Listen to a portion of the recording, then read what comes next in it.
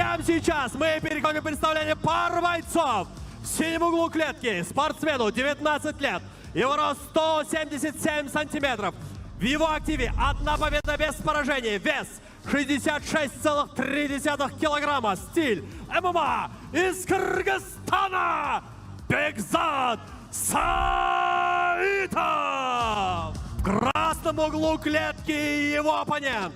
Бойцу 26 лет. Его рост 175 сантиметров. Его профрекорд – одна победа без поражений. Вес 67 килограммов ровно. Боец вышел в клетку с желтой карточкой. Стиль тайский бокс из Узбекистана. Бабиржон Испанчик Исраила. Вакыт келди. Өтүү керек. О-банк жана О жаңы кардарлары үчүн. Дароо 200 гигабайт жана 200 сом алгыңыз келеби? Каалаган Остор дүкөнүнө кошулуп, кош бонусту алыңыз. Биз менен сизби? Досторуңузду чакырыңыз жана ар бир досуңуз үчүн 200 сомдон алыңыз. О-банк жана О өтүүгө жана биз менен болууга эң ыңгайлуу учур. Знаем, внимательно слушайте. Команда стоп, останавливаемся. Пожали руки. По углам. Красный угол. Красный угол. Боец, подойди. За перевес желтая карточка, минус балл. Судьи, минус балл. Вставай на место.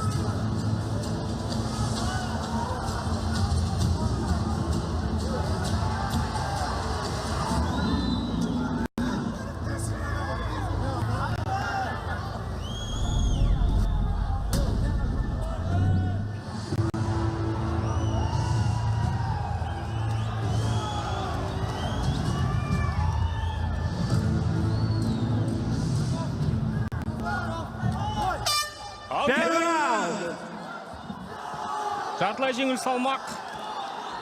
Бабиржон Исраилов және Бекзат Саитов. Бекзат Саитов үшін әрине бұл жекпе-жек өте үлкен мүмкіншілік. Бағы жанат атып жатса әрине.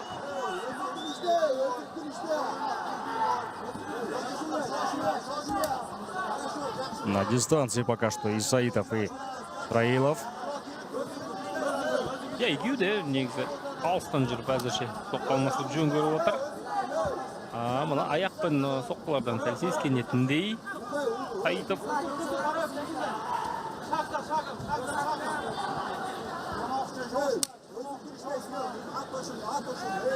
Нащупывает дистанцию.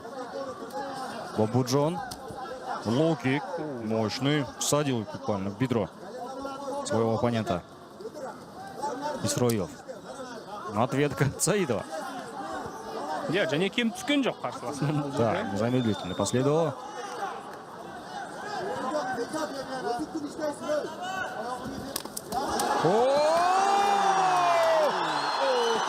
Рванул вперед испанчик. Бірақ талқынған да әлі де. О, кажется, был стоячий как минимум. Нокдаун. Әлі де толықта есін жимаған сияқты. Бекзат. Правый оверхенд. И теперь уже Бекзат Саитов пошел, необходимо перевести. Намерения были правильные у традиционного файтера. Аяқта тұрып, қалмаса беретін болса ұзаққа бармайтын біліп отыр. Тамаша. Снова заряжается на правый оверхенд. Отлично. Отрабатывает левым хуком Исраилов.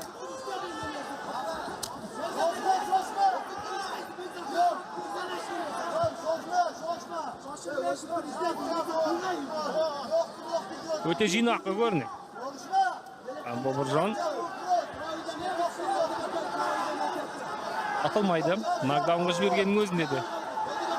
Өте салқынғанды болған көрінді. Өтті бұл жерде. Жеңіл болса да тиді және тым алыстан және тым көрініп қалып жатыр. Саитовтың бұндай шабуылдары.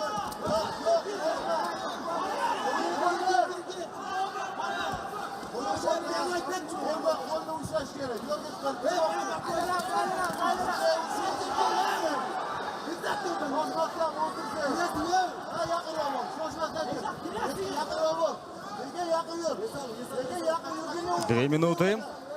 Темп поединка снизился к окончанию раунда практически.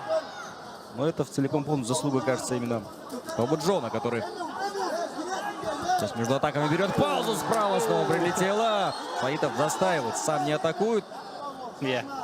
Только лишь выжидает и большинство ударов просто принимает в голову. Ал Исраилов бірде-бір артық қимыл жасамайды. Керек кезде ғана шабуылдайды және қарсыласына төніп тұрады. Тағы да лоу-кик. Қайта оралды, иә? Дәл осы жоспарына раундтың басында да дәл осы қимылдаған еді. Өтті қойтады. Басы мықты екен, Как крепкая голова у Саитова. Ауыр соқты екені көрініп ақтыр. Толықтай кейбір сәтте бір есін әлі жимаған сияқты, бірақ автопилотта жүр, иә? Саитов жүргендей болып көрінеді.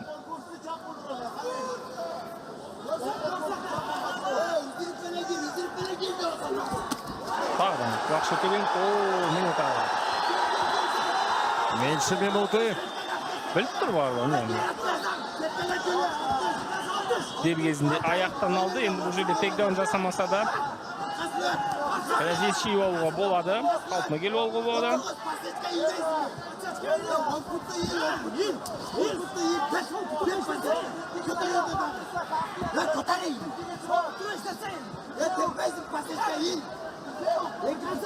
Міне бір аяқты беріп қойып ақ. Оңай қорғаны отыр. Міне шын.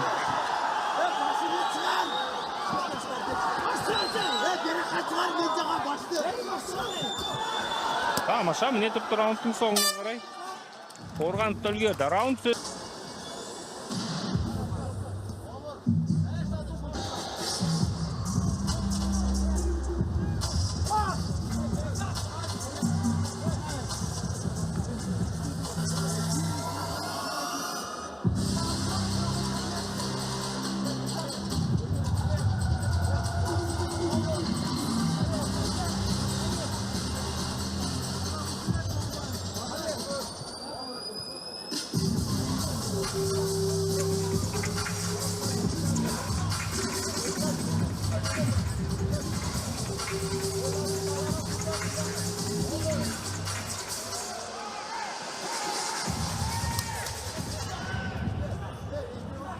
Бір минутқа жоспарланған үзілісіміз сәл созылып кетті. Бұл алдымен жақсы мүмкіншілік. Көбірек тынығып алу, қалпына келіп алу әрине. Біраз соққы өткізді қалай дегенмен бірінші раундта.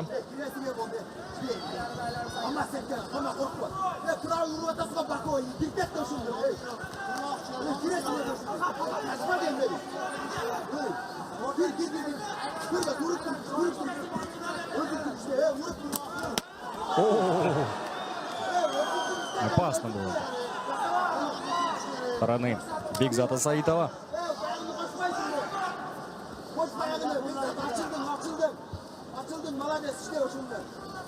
Видимо, все тактику необходимо менять. Исраилову просто так нокаутировать не получится. Возможно, стоит поработать с корпусом.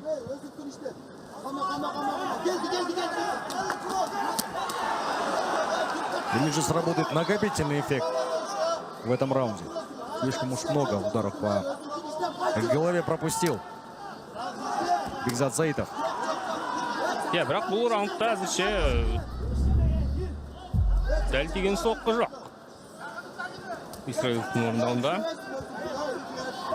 қашықтықты сақтап жүр Бигзат Саитов.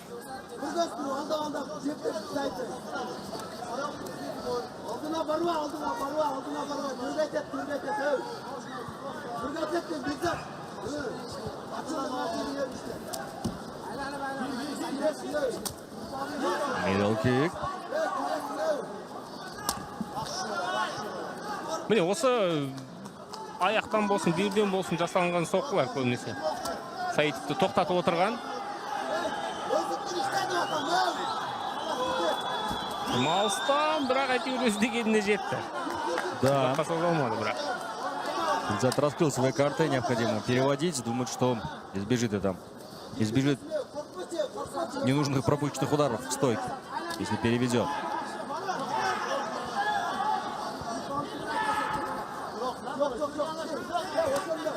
Ya bu raundlarda nәтижелі шабуылдар көп емес.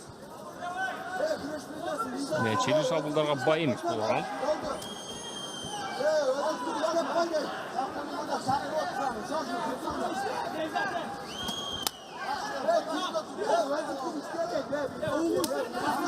Сажет буквально снова лоу-кики. Заметил, что в этом раунде практически руками не работает испанчик. Өте аз соққы. Жалпы бірінші раундтағыдай белсенді емес. Ну, такой лоу-кик должен быть. Сразу же показал. Өтті мына соққы қазір. Ойнап кетті кәдімгідей, ойнақтап кетті Саитов.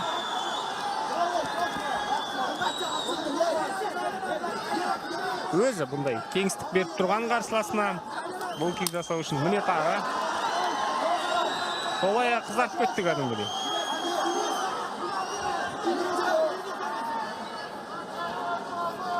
Қолмен соққылап жеткізе алмағаннан кейін. Ойда в чистом виде. Причем еще после левого хука проходит в корпус и без особых проблема. Переводит в партер. Что же будет дальше? От Бекзата. Маунт, да, кажется, да, в маунте оказывается. И возможность для Бекзата Саитова. Пошел добивать в граунд паунде. Минута до окончания второго раунда. Лоу-киктер қандай мотивация беріп жүр, да? Қазір. Ну да, если бы не лоу-кики, возможно, и не так быстро перевел бы. Енді соққы жаудыру керек. Нурмалиев рядом. Ескертуін берді қазір. Жата беруге болмайды. Вставать необходимо. 145 секунд оставалось до окончания второго раунда. Ой-ой-ой-ой. Бір ғана тейкдаунның құдіреті. Хорошо. Отылып келе жатты. Екі раунд бойы отылып келе жатты Бекзат Саитов. Ай-яй-яй-яй. Ну, кто-то может сказать, что не было жесткого добивания, однако была пассивная защита. То есть несколько раз уже рефери об этом рассказал, прежде чем остановить. Егер белсенді қорғанбасаң, онда өзіңнен көр. Біраз мүмкіншілік берді. Халил Мамиев ауызша ескертуін де берді. Ал Бекзат Саитов енді бүгін үлкен жеңіске қол жеткізді. Бабыржан Исраилов ең алдымен әлеуметтік желіде На 4-й минуте, 16 секунде второго раунда техническим нокаутом победу одержал Бекзат Саитов!